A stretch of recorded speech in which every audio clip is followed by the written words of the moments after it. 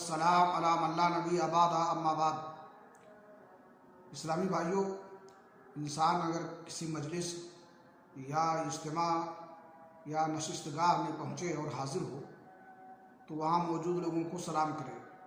इसी तरह से वहाँ से जब जाने लगे और रुखसत होने लगे तो फिर उन लोगों को सलाम करे।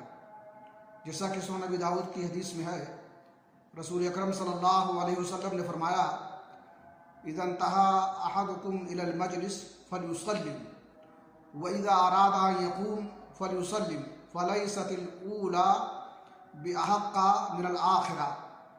इंसान जब किसी मजलिस में पहुँचे तो उन्हें सलाम करे और इसी तरह से जब वहाँ से जाने लगे तो फिर उन्हें सलाम करे, क्योंकि पहला सलाम जो है दूसरे से ज़्यादा फाइक नहीं है, यानी दोनों बराबर हैं और दोनों की हैसियत एक है। इसलिए वहाँ पहुँचते वक्त और वहाँ से रुखसत होते वक्त दोनों वक्त में सलाम करना चाहिए। यही अल्लाह के नबी सल्लल्लाहु अलैहि वसल्लम का मामूल था और यही आपका तरीक़ा था। अल्लाह रब्बुल आलमीन हमें इस्लामी आदाब समझने, उन पर अमल करने की तौफीक अता फरमाए।